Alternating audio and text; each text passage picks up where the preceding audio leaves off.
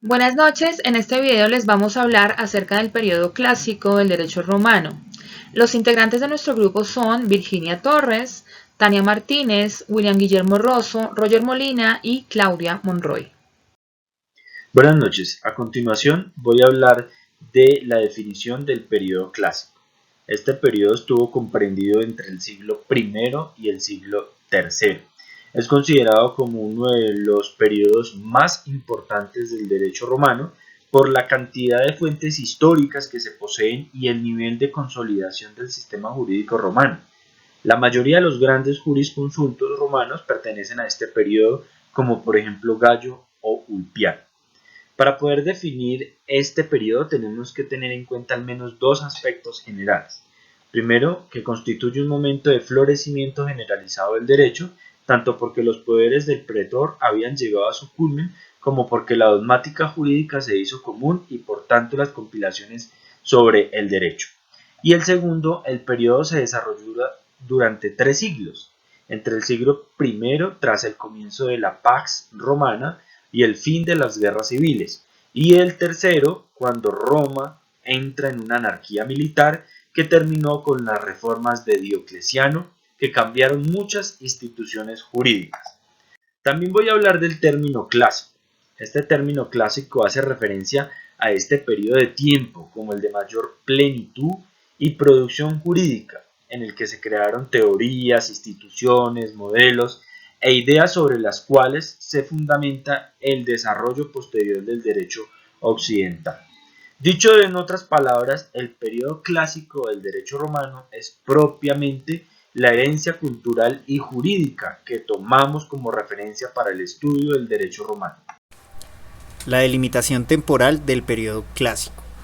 Aunque muchos fenómenos propios del derecho clásico se han podido consolidar al menos un siglo antes, como por ejemplo la desaparición de las barreras estrictas entre el ius civili y el ius gentium, el inicio del periodo clásico se suele situar entre el comienzo del siglo I y el año 27 a.C., ya que se hace fácil hacer una distinción no solo jurídica, sino histórica de los cambios que vivió la sociedad romana y luego las guerras de Roma civiles. Posteriormente vamos a poder ver los periodos del derecho romano. Entre esta figura encontramos que en el año 753 nos sitúan la fundación de Roma y vemos el fin de la monarquía como su proceso de transición al periodo preclásico en el año 509, cerca del acontecimiento de las 12 tablas en el año 450 a.C. Luego vemos las leyes de Licinio Sextio en el año 367 a.C.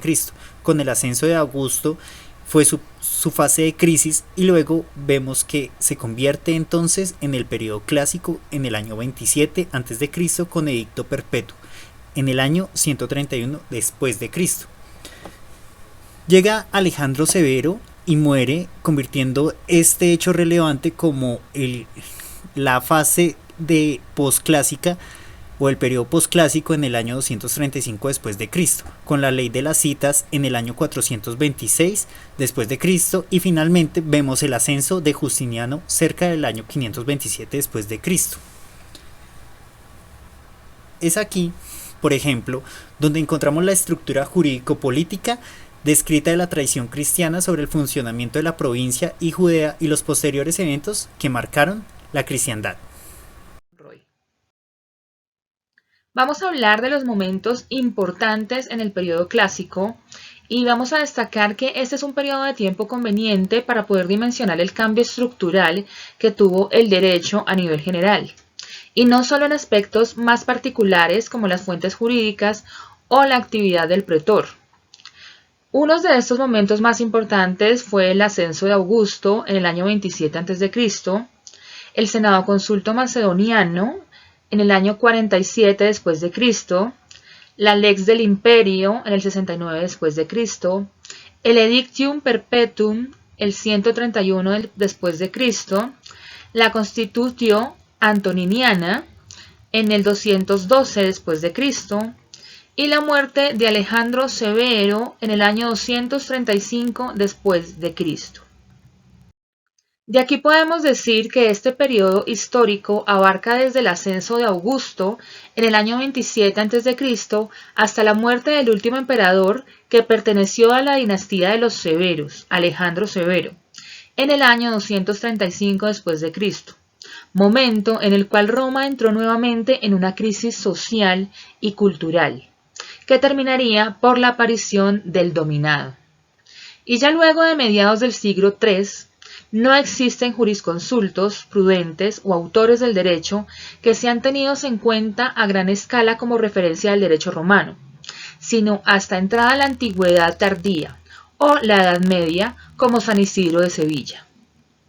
Vamos a hablar ahora de algunos jurisconsultos destacados de la época clásica del derecho romano, y lo que dota de mayor relevancia al periodo clásico es sin duda la obra de los jurisconsultos.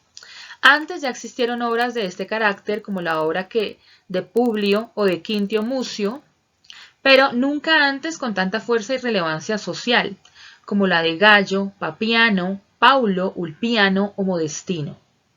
Esta relevancia fue en parte la promotora de que los jurisconsultos recopilaran tan mesuradamente su obra y de que sus manuscritos fueran constantemente replicados, permitiendo que pudieran sobrevivir hasta nuestros días.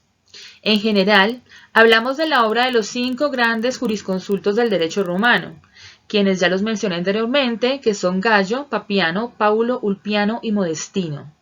Ellos darían un orden sistemático a la dispersión de textos y normas aisladas que existían desde finales del preclásico con la aparición del derecho escrito, y sirvieron de puente académico entre la labor de los pretores y de la de los estudiosos del derecho romano. Hola, mi nombre es Tania Chari Martínez y les voy a explicar las fuentes del derecho en el periodo clásico. Y es que, contrario a lo que podría pensarse, la principal fuente del derecho clásico no es la ley, sino una mezcla entre senado-consultos a fuerza casi de ley y de constituciones imperiales, que sí tenían formalmente la fuerza de una ley. Podemos destacar en este periodo a los jurisconsultos, senado-consultos, constituciones imperiales, leyes y plebiscitos. Esto debido a que, con el inicio del Principado, las instituciones republicanas ven mermadas sus atribuciones como creadoras del derecho y se abre paso a una estructura de fuentes mucho más jerarquizada y en cabeza del emperador. De aquí que, por ejemplo, la labor de los jurisconsultos se haya visto también influenciada por este poder imperial a través del rescripto de Autoritari Principis. Sin embargo, seguirían existiendo leyes creadas en instancia de comicios, lo que son principalmente leyes, y también plebiscitos. Características del periodo clásico. Es el máximo apogeo del derecho durante la antigua Roma, donde la labor de los jurisconsultos romanos llevó a la consolidación de la técnica jurídica, de la teoría y de la práctica, delimitando con precisión el lenguaje jurídico, la tipificación de los casos, el análisis y la deducción. Unas tal características son consolidación de los cuerpos del derecho, concentración del poder en el príncipe, aumento de la labor de los jurisconsultos, aparición de las escuelas clásicas del derecho romano. La mayoría de las obras jurídicas que hoy conocemos de grandes jurisconsultos romanos son de Ulpiano y Papiniano. Se producen durante este periodo, muchas de ellas transmitidas hasta el día de hoy, por las posteriores recopilaciones de Justiniano.